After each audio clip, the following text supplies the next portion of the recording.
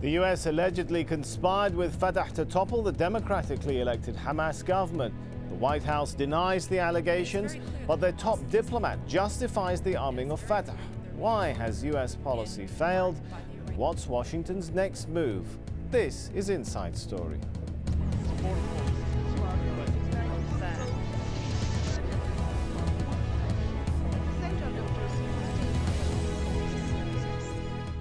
Hello, I'm Sami Zeidan.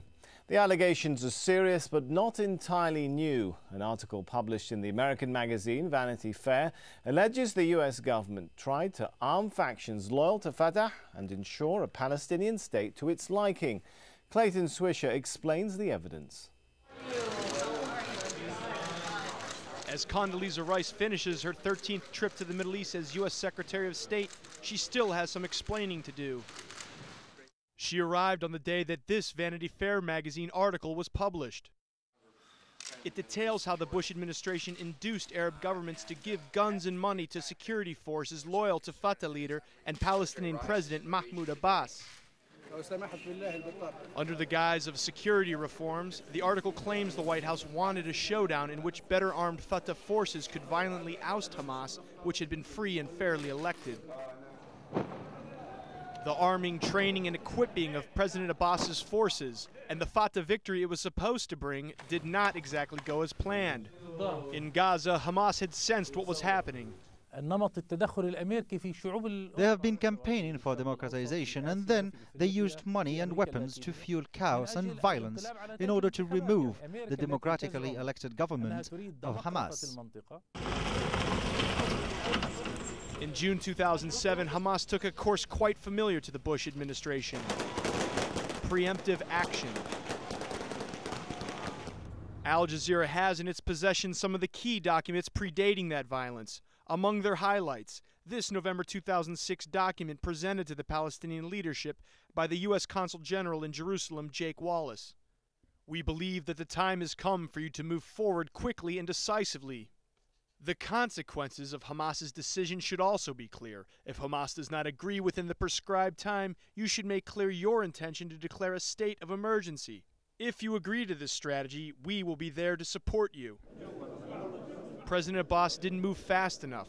Washington hated that his Fatah party had formed a national unity government with Hamas in Mecca.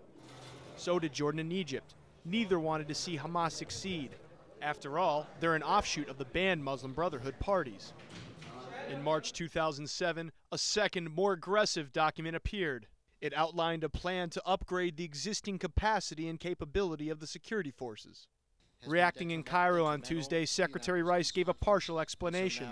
It is very clear that Hamas is being armed, and it's very clear that they're being armed in part by the Iranians. So if the answer is that Hamas gets armed by the Iranians and nobody helps to improve the security capabilities of the legitimate Palestinian Authority security forces, that's not a very good situation. Vanity Fair quoted her one-time colleague, David Wormser, who until recently was Vice President Cheney's top Middle East advisor. He spoke to Al Jazeera. If you hear the public statements prior to June, it was very clear that we were trying to build up security forces to do what? We were trying to build up the security forces of Fatah and Mohammed Dahlan, clearly with the idea of standing down somebody else. Former Fatah security chief Mohammed Dahlan, who is at the center of the article, is now denying any involvement. The Vanity Fair author had this to say. He's denying it now, but only a few weeks ago, he was actually telling me all about it. Many in the Middle East have all along questioned Washington's alleged commitment to democracy, wondering instead if it was just about picking the winners it likes. And let me just restate, President Abbas is the elected president of all Palestinians. And so there isn't this issue of, is he representing all Palestinians? He is representing all Palestinians. The publication of these documents will only further those suspicions. Clayton Swisher for Inside Story. Well, joining our discussion today, our guests in New York, Ambassador Richard Murphy, former Assistant Secretary of State. In Washington, D.C., Mark Perry, Middle East expert and director of the Conflicts Forum, And in Ramallah, Mustafa Barghouti, an independent Palestinian politician and former cabinet minister. Thank you all for being with us. It is with Ambassador Murphy that I would like to start. Would Hamas have taken over the Gaza Strip, do you think, if it weren't for the US policy, or alleged policy at least, of trying to push them out by force? Well, that's hard to say. How do we reconstruct Hamas's thinking? We're not in touch as a government with Hamas. We've boycotted them as we once boycotted the PLO for those long years in the 70s and 80s. Were they provoked into a preemptive strike? That's what the author of the Vanity Fair article says. It's plausible, but I have no inside information to confirm that. All right, let's take the point to Mark Perry. You've spoken about this point. How do you see it? Do you think the US administration bears any responsibility for a policy backfiring on itself? This was a very counterproductive policy, and they do bear responsibility for it. And I've been talking to Hamas leaders in Gaza and in the West Bank and in Beirut, and it was very clear in the lead up to the June events that they were very concerned about the arming of Fatah. This isn't a very controversial allegation, actually. The Israelis were asked for arms, and they said no. They thought this was a silly idea, very counterproductive, that it would only strengthen Hamas, and that it wouldn't work. And in fact, it was published in Haaretz that Israel had turned down a very clear request from the United States to supply Fatah with heavy arms to launch this coup. So this isn't, I don't think that this is this controversial. And I think that the evidence is very clear that Hamas reacted to what they saw as a real threat to a legally constituted and elected government. All right, Mustafa Barghouti, of course you're an independent candidate, but from your experience, how ethical do you think Palestinians view the policy of trying to dislodge democratically elected governments like Hamas from power? Well, such approach, as we have seen, is not only completely unethical, but it is also completely undemocratic and very contradictory to what is claimed constantly by different administrations, that the goal is to spread democracy all over the world and to respect the right of people to choose.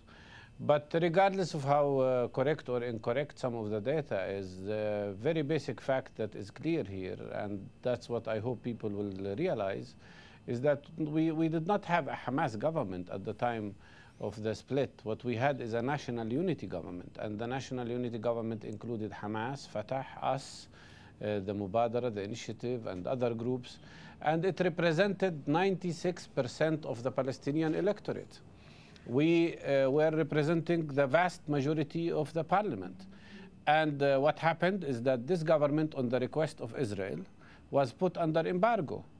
And the United States, instead of taking a positive step towards a government that was declaring clearly that it is ready to honor international law and international humanitarian law, and to honor existing agreements, and to engage in the Arab Initiative, and to accept complete, comprehensive, reciprocated ceasefire. Instead of supporting such a positive move, the United States chose to follow the Israeli request or advice or pressure, if you want, and also participated in putting the national unity government under embargo, right. And then if I may jump froze in there, Mr. every Barghouti, European possibility. Does Mahmoud Abbas bear any responsibility?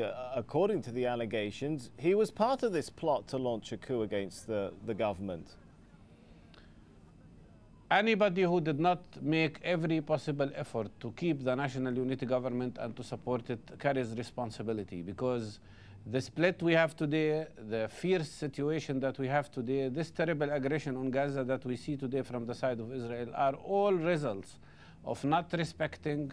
But this, if I may jump in again, I'm sorry to interrupt you, but this isn't a case simply. This isn't a case of simply perhaps Mahmoud Abbas not supporting.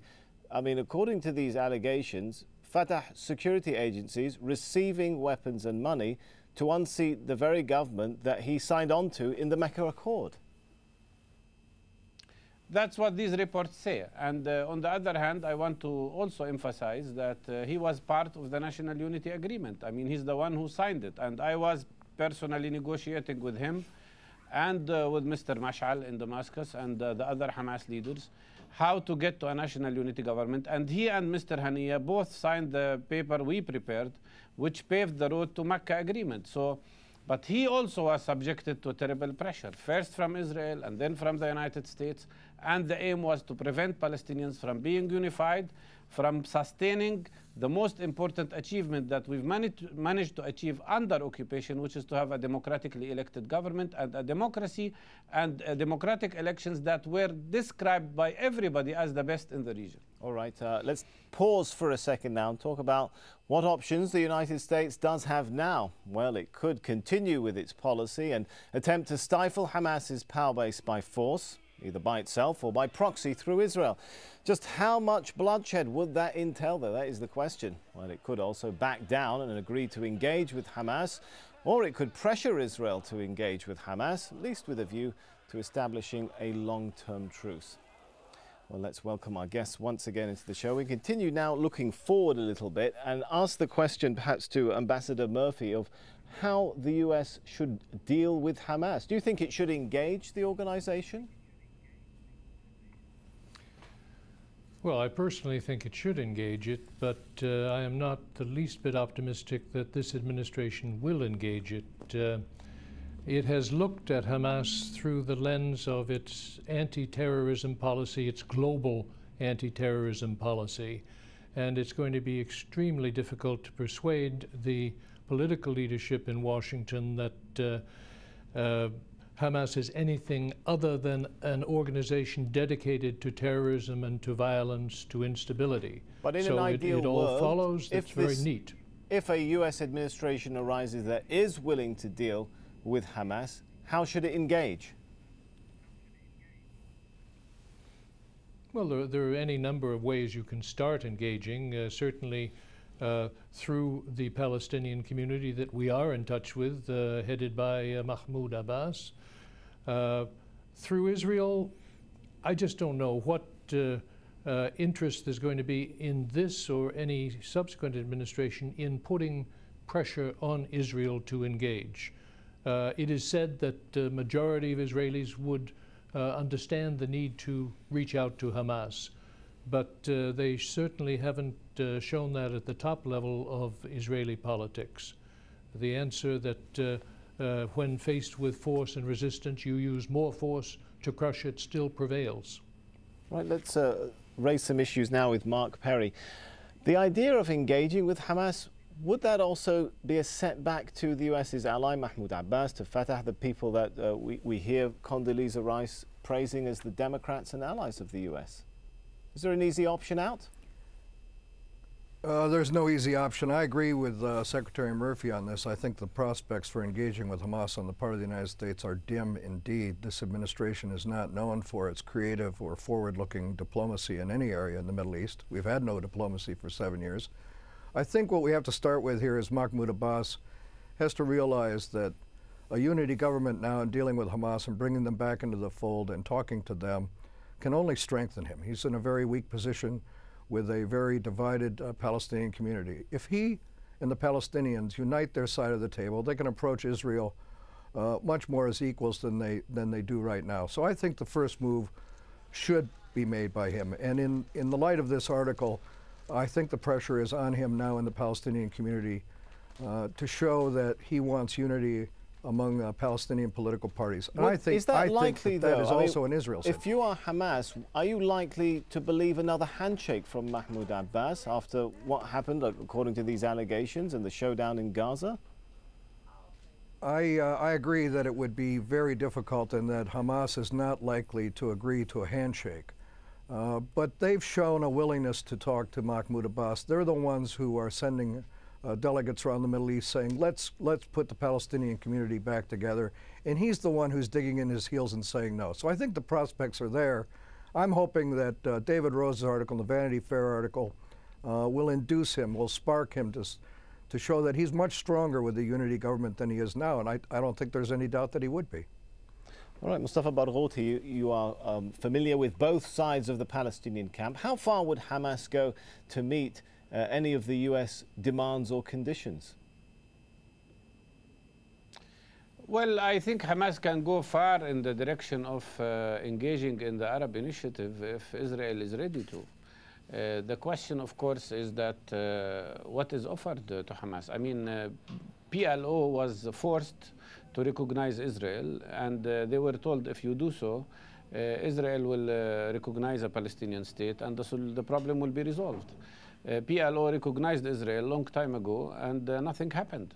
Instead of having a Palestinian state and instead of having a real solution, what we are having today is more expansion of settlements. Look at Annapolis. Annapolis is the largest failure in the history of the Palestinian Authority and in the history of this American administration. Since Annapolis, the number of Israeli attacks on Palestinians increased by 300%. Since Annapolis, the expansion of settlements doubled 11 times. Since Annapolis, the number of Israeli military checkpoints in the West Bank have increased from 521 to 562. So practically, there is no peace process, and at the same time, everybody is hostage. I do agree with the line that Mr. Abbas has to get out of this siege, and he has to engage in real negotiations with Hamas and with the other political Palestinian parties to have a national unity government and enforce it. But that requires, first of all, a lot of courage, and that requires that the Palestinian Authority would not keep itself hostage to Israeli threats. All right, Ambassador Murphy, I don't want to make you a spokesperson for the current administration, but if the US does seem like it, if it does seem like it wants to confront rather than engage Hamas at this point, what are the options open to the Bush administration? Confrontation through Israel, encouraging a popular rebellion, or is there a plan? Well, if there is a plan, it hasn't manifested itself yet. What happened yesterday in Ramallah, as I read it, is that President Abbas said, don't push me, don't undermine me by expecting me to open talks with Israel or to continue the talks with Israel. Now, the initiative may be in his hands to move towards Hamas. That's going to be for him to decide. It will not be welcomed by the administration in Washington, but it just may be that after 3 shocks, namely the election 2 years ago and the Saudi initiative last February, and then Hamas is blowing up the barrier between Gaza and Egypt, that the message will begin to sink in Washington that they have underestimated Hamas's ability not only to survive, but to score significant propaganda coups. All right. And that evaluation may open new doors. That may be the hope, but Mark Perry, the current US policy seems to be an attempt to strengthen Mahmoud Abbas by making some kind of a success of the peace process. The question, though, can there be a peace process without Hamas? Well, I think that there's something worse than failure in American policy that's going on here, and failure has been bad enough. Annapolis was a failure. And you can't make peace without Hamas. But now the real danger for the United States in the Israeli-Palestinian conflict is irrelevance. And that is that what we say doesn't matter and what we do doesn't matter, and that the series of failures this administration had will continue. And if that's the case, then I think we're on the edge of a real tragedy, and that's what this article yesterday and this counterproductive policy the United States has been following has led to. I think the United States has got to push the parties together and push them back to the table. I don't think there's much of a chance for that, but that's the policy they should follow. Okay, you mentioned failure there. What does failure in the peace process mean for Mahmoud Abbas and for Fatah? Is it the end of the road for them? What do they have to show in that case? Mahmoud Abbas has always told the Palestinian people and the Israelis and the Americans that he can deliver. But he hasn't been able to deliver yet, and he hasn't been able to show the Palestinian people that he can stop the settlements, that he can provide a better way of life, that he can bring down the barriers, that he can deal with as an equal with Israel. And now we have a Palestinian society that is very divided. I think unless he makes a very strong move now to reunify the Palestinian Authority, his presidency will fail, and the prospects for peace will be even dimmer than they are now. All right, Mustafa Barghouti, if Mahmoud Abbas fails to show any progress in the peace process, the kind of assessment we're getting from our guest here is that it's a very bleak future ahead for him and for Fatah. in that sense, is all that Hamas really need to do is sit back and wait for it to fail, as it does seem to be achieving right now. I'm sorry to say, but that future is already there. You don't have to wait for it. Fatah is getting weaker instead of getting stronger because of the way the Israelis are treating the situation, because of the way the American policy is conducted, which reminds us of the old times. I'm sorry, of that's the a very 60s interesting in point you Latin America. mentioned. Who takes over in that case? Who fills the void of Fatah's in my demise? opinion, Hamas is getting stronger, contrary to what Tzipi Livni says, that their policy is weakening Hamas. I think they're getting stronger. And other parties are also appearing and taking a big chunk, I think, of what used to be a dominated area by Fatah. But the most important issue that, please, you have all to remember, if you allow me, is that there is an assumption, as if Israel wants to be engaged in peace talks.